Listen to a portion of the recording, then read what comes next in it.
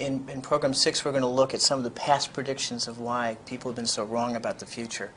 And one of the notions is that today's vision of a standalone computer is just as limited as those past visions of it being only a number cruncher. What's the difference philosophically between a network machine and a standalone machine? Let me answer that question in a slightly different way. There have been, if you look at why the majority of people have bought these things so far, there have been two real explosions that have propelled the industry forward. The first one really happened in 1977, and it was the spreadsheet. I remember when Dan Filestra, who ran the company that marketed the first spreadsheet, walked into my office at Apple one day and pulled out this disk from his vest pocket and said, I have this incredible new program. I call it a visual calculator, and it became VisiCalc.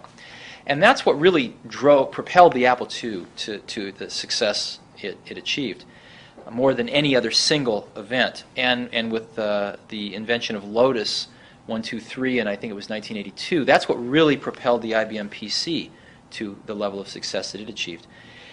So that was the first explosion, was the spreadsheet. The second really big explosion in our industry has been desktop publishing. Happened in 1985 with the Macintosh and the LaserWriter printer. And at that point, people could start to do on their desktops things that only typesetters and printers could do prior to that. And that's been a very big revolution in publishing.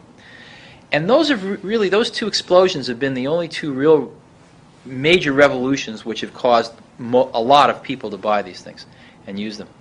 The third one is starting to happen now. And the third one is, let's do for human-to-human communication what spreadsheets did for financial planning and what desktop publishing did for publishing. Let's revolutionize it using these desktop devices. And we're already starting to see the signs of that. What I have seen is I've seen interpersonal computing happening at our own company. Or maybe the best way to put it is, I remember when the first spreadsheet came out, I saw it fly through Apple as well as other companies. And when we invented desktop publishing, of course, it influenced Apple first. And I've seen the same thing happen with interpersonal computing here at Next. We decided to put a Next machine on every employee's desktop about 18 months ago and connect them with the very high-speed networking that's built in. And I've seen the revolution here with my own eyes. And it's actually larger than the first two. Let me give you some examples. If we're going to be doing a special project, let's say with a company, and let's say the company's called what's your WGBH. WGBH. We're going to be doing a special project with WGBH, and what we'll do is we'll create a special mailbox, WGBH, and we'll put 20 people on it that are going to be helping on this project. Now, these 20 people will be from all over our company, from marketing, from sales, from engineering, some from manufacturing, maybe some from our Boston office so they can be close by. And if one sends a message to this mailbox, they'll all get it like that, instantly. And if one sends a reply, they'll copy the whole mailbox on it so the rest of the team members get to read the intellectual content going back and forth. And everyone in this mailbox will probably get around 30 mail messages a day. And they'll spend about 20 minutes, 30 minutes reading these and answering these per day. And it'll be like a beehive. Now, this project's very important for our company, and I want to make sure it's getting off right. So I'll put my own name on this mailbox, and I'll see these 30 mail messages fly by, all of the disagreements and the arguments and the thoughts and the decisions. And I can just let it fly by and read it. I can do some background coaching with a few people if I think they're a little off track. I can get right on the network and kibitz if I'd like. And after a month or so, when I know that it's going well, I can take my name off. And so not only is this a way to organize, violating all management and geographic boundaries, it's also a way to manage, where one can see, again, the thoughts and disagreements and decisions of a company fly by a manager in a way that they never could before.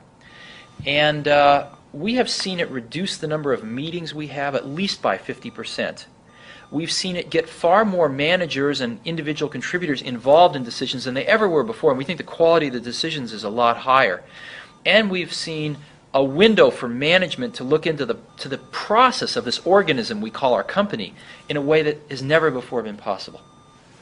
As business conditions change faster and faster with each year, we cannot change our management hierarchical organization very fast relative to the changing business conditions. We can't have somebody working for a new boss every week. We also can't change our geographic organization very fast. Matter of fact, even slower than the management one. We can't be moving people around the country every week. But we can change an electronic organization like that. And what's starting to happen is we start to link these computers together with sophisticated networks and great user interfaces. We're starting to be able to create clusters of people working on a common task in literally in 15 minutes worth of setup.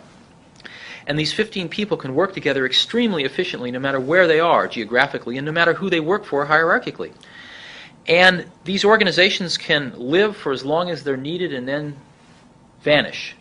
And we're finding we can reorganize our companies electronically very rapidly, and that's the only type of organization that can begin to keep pace with the changing business conditions.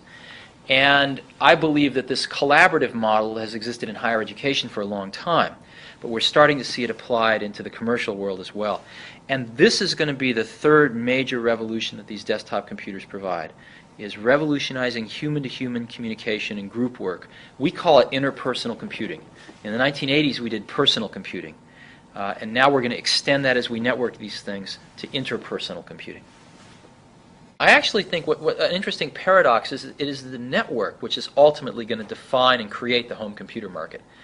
Being a part of that network and not being able to stay away from it while you're at home will drive people to get computers in every house, just like we have a telephone in every house. But computers then won't be just computers. They'll be radios and stereos and TVs. No, I think they'll be just computers. Just like your phone isn't your television set. Just like your toaster isn't your radio. I think they'll be computers, and they'll have many of the capabilities of these other devices. Multimedia, the ability to integrate sound and video in with the computer, is absolutely coming. But a lot of people have mistaken it as the end rather than the means. We see multimedia as more of a means. In other words, people aren't going to buy a computer for multimedia. They're going to buy it for training, or they're going to buy it for interpersonal communication. And in that communication, in addition to text, they're going to want voice.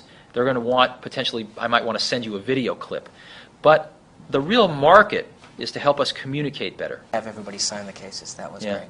Why did you do that? Because the people that worked on it consider themselves, and I certainly consider them, artists.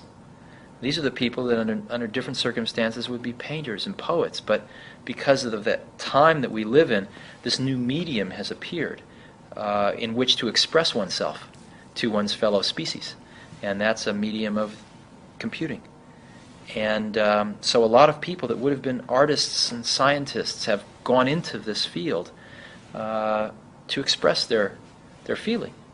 And so it seemed like the right thing to do. Balance between thinking and doing. I mean, one of the things in the semiconductors was you had risk takers. Mm-hmm. I mean, Bob Noyce, learns Absolutely. to hang glide at age 40. I mean, these people like laying their butts on the line. How important was that in the early days? I mean, we're going back to 75. Well, again, after seeing, my entire life's been spent only in one industry, which is this one. And but I've been in it now for about 15 years, and I've seen a lot of people make a lot of things. I've seen a lot of people fail a lot of things.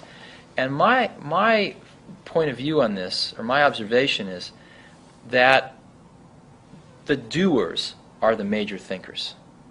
The people that really create the things that change this industry are both the thinker-doer in one person. And if we really go back and we examine, did Leonardo have a guy off to the side that was thinking 5 years out in the future what he would paint or the technology he would use to paint it? Of course not. Leonardo was the artist, but he also mixed all his own paints. He also was a fairly good chemist, knew about pigments, knew about human anatomy, and combining all of those skills together, the art and the science, the thinking and the doing, was what resulted in the exceptional result. And there is no difference in our industry. The people that have really made the contributions have been the thinkers and the doers. And when you a lot of people, of course, it's very easy to take credit for the thinking. The doing is more concrete, but it's very easy for somebody to say, "Oh, I thought of this 3 years ago." But usually when you dig a little deeper, you find that the people that really did it were also the people that really worked through the hard intellectual problems as well.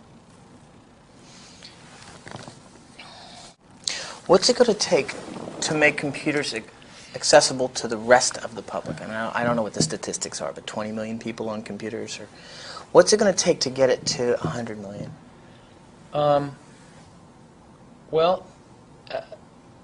Probably death is the best invention of life, because it means there's a constant turnover. And so if you want to make a change in our society, the best place to do it is in the educational system. So that there are now generations of people that have come out of school who computers are second nature to them.